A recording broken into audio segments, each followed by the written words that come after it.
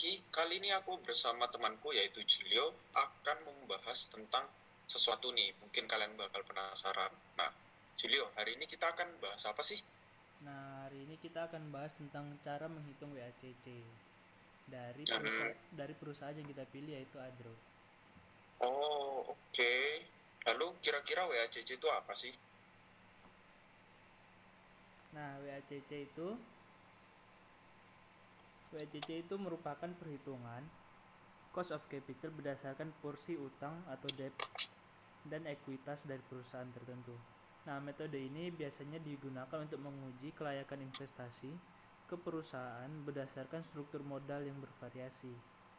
Nah, biasanya melibatkan utang dan ekuitas. Nah, untuk perhitungan cost of capital ini memiliki tujuan, yaitu ada tiga, yaitu yang pertama mengevaluasi modal dan proposal proyek yang akan dieksekusi. Yang kedua, menentukan target performa minimum yang mesti dicapai manajemen perusahaan agar dapat sejalan atau lebih baik dari pertumbuhan pasar. Dan yang ketiga, yaitu mengukur performa manajerial perusahaan.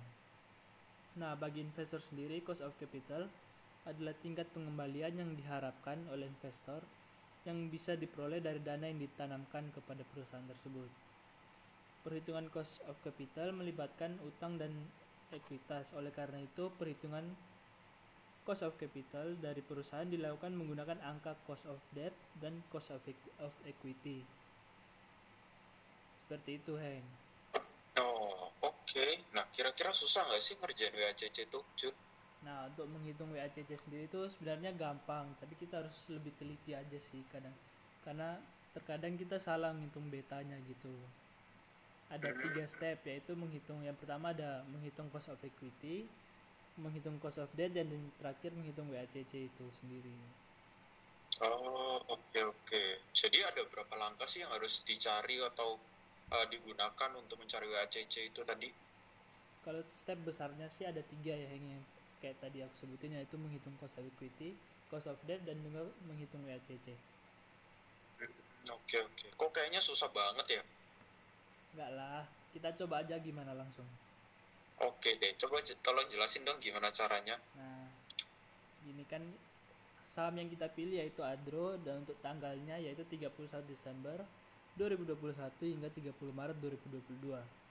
Nah, yang pertama aku jelasin untuk menghitung cost of equity-nya dulu.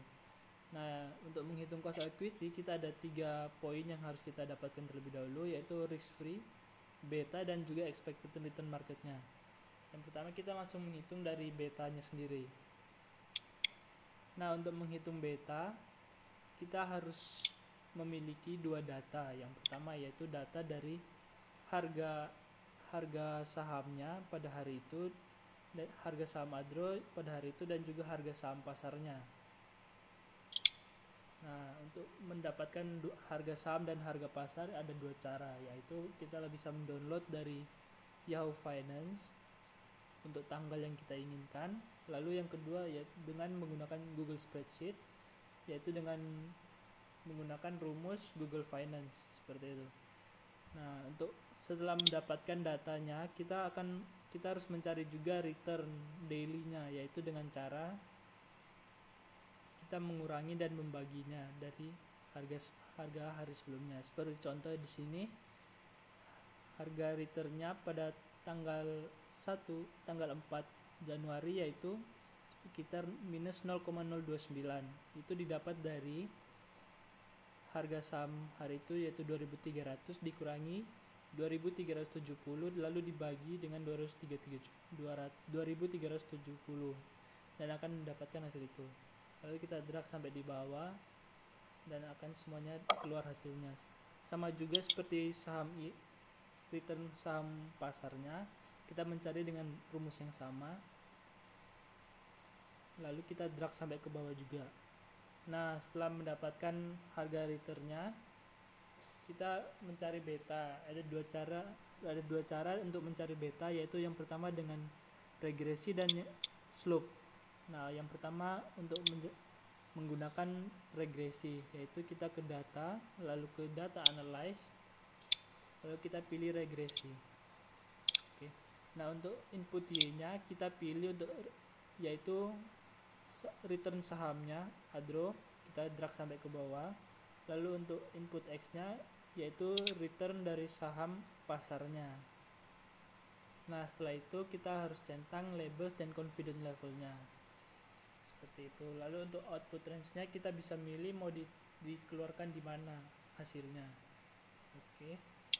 Nah, setelah di oke akan keluar hasil seperti di samping yang kita dapat lihat ada summary outputnya dan regresinya yaitu 0,754. Nah, untuk cara yang kedua yaitu menggunakan slope, kita tinggal menulis sama dengan slope untuk input X dan input Y-nya, sama seperti yang tadi dijelaskan. Nah, setelah kita mendapatkan beta, kita belum bisa menghitung cost of equity karena kita harus mempunyai data yang lain yaitu risk free dan expected return market. Nah, untuk mendapatkan risk free kita bisa mencari di internet. Begitu juga dengan expected return market kita juga bisa mencari di internet. Nah, kita setelah mendapatkan semua data yang kita butuhkan, kita bisa menghitung cost of equity-nya. Nah, untuk rumus cost of equity-nya kita yaitu risk free ditambah dalam kurung beta dikali expected return dikurangi risk free dan akan mendapatkan hasil 12,82%. Nah, gitu Heng kalau untuk step satunya. Gimana kalau step 2-nya? Oke, aku akan coba jelasin ya gimana untuk step 2-nya, yaitu cara menghitung cost of debt. Nah, cost of debt sendiri itu adalah biaya yang harus dibayarkan oleh sebuah perusahaan ketika mereka meminjam uang. Nah, dalam pengerjaan cost of debt sendiri ada suku bunga dan tax rate. Nah, untuk suku bunga ini kita bisa cari dari internet karena di internet itu kan banyak semua informasi itu bisa kita dapat. Nah, jadi untuk suku bunga kami mengambil sumber dari CNN Indonesia. Nah, dari berita tersebut atau situs tersebut dicantumkan bahwa suku bunga yang digunakan adalah 3,5%. Lalu untuk tax rate sendiri kita mengambil sumber dari tax foundation. Nah, dengan tax rate sebesar 22%. Nah, lalu untuk menghitung cost of debt sendiri itu menggunakan rumus nilai equity dibagi dengan nilai hutang.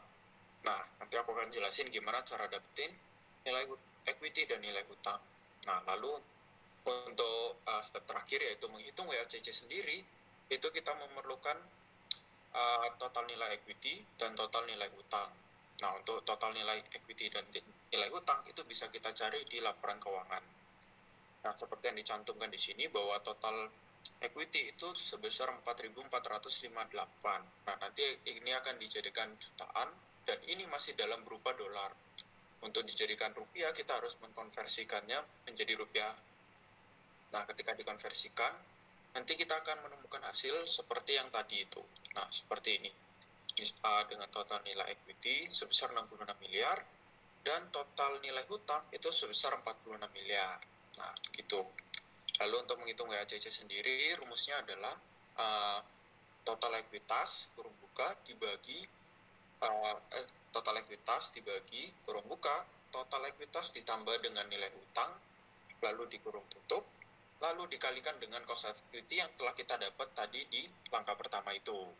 Nah, nanti ditambahkan dengan kurung buka nilai dari hutang dibagi dengan kurung buka nilai equity ditambahkan dengan nilai hutang lalu kurung tutup. Nah, nanti kita akan kalikan dengan cost of debt yang sudah kita dapat tadi.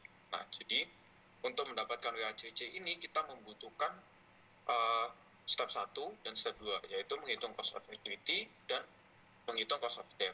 Nah, kalau misalkan salah satunya ini tidak ada atau salah, nah pasti hasil dari WACC ini pasti juga akan salah karena WACC ini juga tergantung dari nilai cost of equity dan cost of debt yang telah kita cari.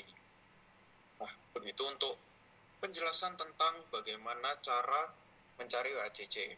Nah, untuk review singkat, jadi yang pertama kita harus mencari betanya.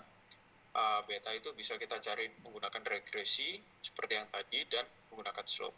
Nah, lalu setelah itu kita mencari risk free dari internet dari sumber manapun, lalu mencari expected return Setelah itu baru kita akan menghitung dari cost of equity seperti yang tadi dijelaskan. Nah, lalu untuk menghitung cost of debt, kita mencari total nilai equity dan total nilai hutang, yang di mana nilai equity dan nilai hutang akan tertera di setiap laporan tahunan dari sebuah perusahaan. Nah, jangan sampai bingung, karena setiap laporan keuangan itu akan diberitahu apakah nilai-nilai tersebut itu dalam jutaan atau dalam miliaran dan dalam mata uang apa.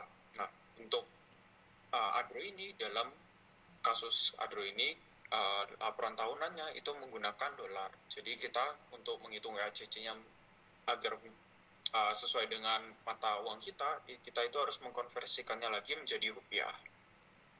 Nah, lalu setelah itu udah ketemu, lalu kita akan menghitung WACC sendiri. Oke, sekian dari penjelasan kami semua. Terima kasih.